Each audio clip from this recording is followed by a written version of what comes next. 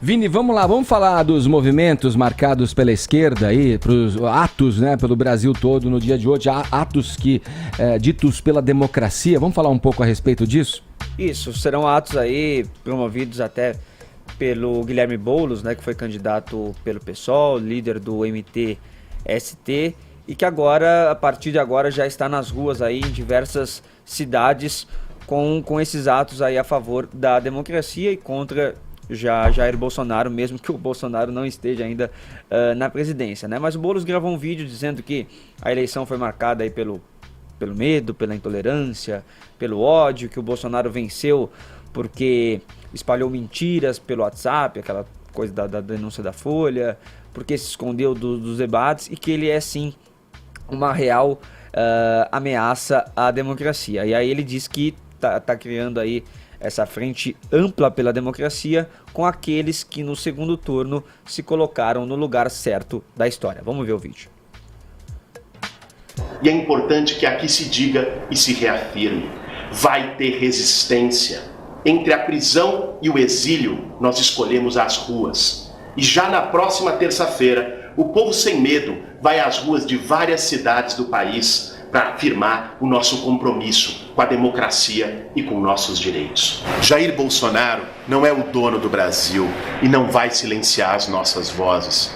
Essas nuvens cinzentas de intolerância e de violência vão passar mais cedo do que muitos imaginam. Apesar de você, Bolsonaro, amanhã vai ser outro dia. Até lá, nós vamos estar com coragem nas ruas desse país, lutando por democracia e por nossos direitos. O Brasil é muito maior do que Jair Bolsonaro. Vamos à luta. Tá aí, Edgar, o terceiro turno aí das eleições, né? Parece que os caras estão ainda num tom de campanha, né? De candidatura. Sim, eu queria te ouvir, Joel. Esse movimento imediatamente após a eleição denota que tipo de estratégia para você? O que você pensa a respeito?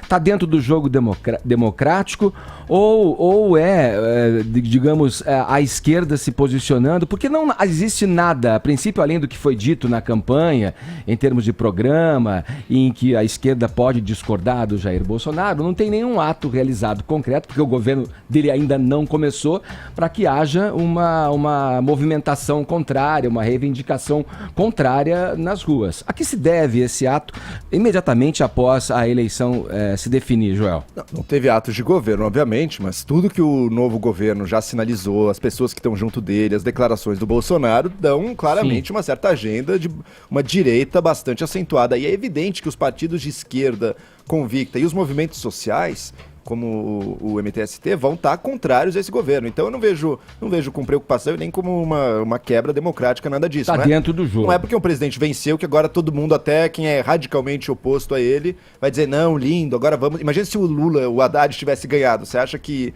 era de se esperar que a direita brasileira fosse dizer, não, legal, Haddad, então agora vamos fazer funcionar, não sei o quê. Óbvio que vão ser forças de oposição. Está nas ruas já nesse momento, Joel, fazendo oposição... Não, tá nas ruas é o jeito de dizer, né? Não sei se vão querer parar tudo nesse momento, não sei se aí tá proposta com uma ideia de greve ou de... Vai ter movimentos simbólicos de uma esquerda mais convicta. Acho que pro grosso da população, a política, essa discussão política eleitoral já cansou. As pessoas querem seguir a vida, querem trabalhar, querem retomar suas relações pessoais e familiares. É isso que tá no coração da maior parte das pessoas. Mas para as alas mais radicais, a esquerda e a direita, isso é uma nova realidade para o Brasil. A política vai estar sempre acontecendo. Sim. Na verdade, para o PT sempre foi um pouco assim, né? Mas agora acho que cresce um pouco a quantidade de pessoas que está nessas alas mais convictas de esquerda ou de direita. Então a política vai estar sempre acontecendo, a resistência, a oposição simbólica ao novo governo, porque o novo governo fica toda hora fazendo manifestações simbólicas também. Então a esquerda vai ter suas respostas no campo dos símbolos e dos movimentos também. E tudo também faz parte da realidade dos números. O que nós temos? Uma eleição clara, justa, em que um candidato venceu, mas se você, por exemplo, somar todos os votos que ficaram com o Haddad, por exemplo, somados aos votos de quem preferiu se abster de alguma forma, ou votando nulo, ou votando em branco, ou não indo votar simplesmente. Muita gente não foi votar. Você tem um número muito grande, a maior parte da população brasileira que não adere automaticamente a esse governo que assume. Exato. Nesses que não foram votar, provavelmente tem muita gente aí que gostava do Bolsonaro também. A gente não pode imaginar que por não ter ido votar a pessoa era contra ele. Muito mais gente que não queria ver o Haddad também. Também, muita gente que não queria o Haddad. Mas uma coisa é fato, a população que não votou em Jair Bolsonaro é muito maior do que a população que efetivamente votou nele. Esperava-se, em algum momento, uma vitória de uma lavada histórica, ela não se concretizou. A candidatura do PT conseguiu crescer aí na última semana, na minha visão, graças a uma militância voluntária, não a campanha enquanto tal, nem o Haddad. Então, quer dizer, o país não foi uma vitória avassaladora da direita. Foi uma vitória confortável, mas que a esquerda conseguiu marcar sua posição, tá aí grande. E no fundo, o grosso da população, acho que mesmo muita gente que votou no Bolsonaro e muita gente que votou no Haddad não se sentia representado, na verdade, por nenhum dos dois. E essas pessoas é que eu acho que querem, mais do que tudo, retomar a vida normal agora. É natural, os movimentos sociais, que são altamente politizados, os partidos de esquerda vão continuar na resistência, nas manifestações e tudo. A direita vai fazer os seus movimentos, as suas ações de apoio e tudo mais. Mas acho que o grosso da população não quer mais que a discussão política e a discussão quase eleitoral, nesse caso, continue tomando uma fatia tão grande das nossas vidas. A gente quer voltar a viver. Mas, por outro lado, Joel, a gente, enquanto democracia que vai se solidificando e se fortalecendo, tem um benefício muito grande aí. A parte de qualquer decepção com o resultado que parte da população pode ter, ou a felicidade da outra parte por ter elegido o candidato que escolheu para colocar no cargo, o cargo mais importante, tem um amadurecimento aí que é nítido. Você vê as pessoas discutindo, a gente mesmo aborda política aqui todo dia, mas às vezes tem pontos da política que a gente, como um programa que inclui também o entretenimento, embora estejamos falando de coisas que aconteceram dentro da política, elas na verdade são puro entretenimento. O que fica mesmo dentro da análise é a realidade do que está acontecendo, e a gente conta com você e os outros profissionais aqui da Jovem Pan para analisar e dar um panorama do que você pensa e acredita e a tua opinião, que pode ajudar o nosso ouvinte. Aliás, eu acho que o objetivo é sempre esse, a cristalizar um pensamento, a formar uma opinião a respeito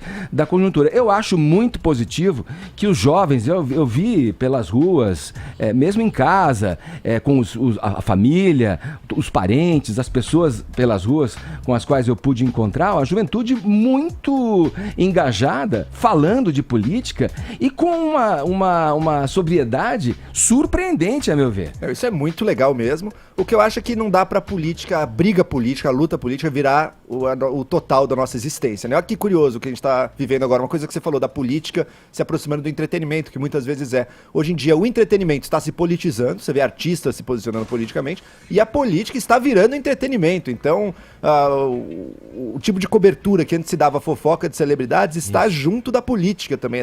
As pequenas brigas de redes sociais, as intrigas, a política está nisso aí também, ou seja, tudo é política agora. É isso aí. Ô Edgar, agora essa palavra, né, resistência, tem sido muito utilizada desde o primeiro momento pela esquerda, de quando foi anunciada aí a vitória do Jair Bolsonaro. Teve aquela arte que a gente mostrou aqui, né, das mãos unidas, ninguém solta a mão de ninguém. Agora vem essa mensagem do Guilherme Boulos. E do outro lado, da galera que apoia aí o Bolsonaro, tem circulado uma outra mensagem também nas redes sociais que está viralizando, dizendo o seguinte, que resistência, na verdade, é o pai de família que sai às 5 da manhã, põe um marmitex na bolsa, pega um ônibus lotado para ir ao trabalho e vê o governo abocanhar mais da metade do seu salário pelos impostos. Resistência é a mãe que perdeu o filho para a violência e mesmo assim segue tocando a vida, trabalhando e ajudando o próximo. Resistência é o estudante que se esforça, almoça, entre aspas, um salgado de rua para poupar dinheiro e anda com medo de perder para o ladrão o celular parcelado no cartão da tia. Resistência é a moça que foi abusada por um de menor, entre aspas, e continua a sorrir e sonhar, apesar das dores e da impunidade que mantém o seu abusador longe da cadeia. Resistência é essa galera aí. É legal. A primeira parte do tweet do Nando Castro aí, ela poderia ser muito bem estar na boca de um esquerdista, né? E a segunda parte mais alinhado com o que a gente vê, né? Do perfil da campanha, que foi a campanha do Jair Bolsonaro. Acho que vale as duas formas, né, de Exato. resistência.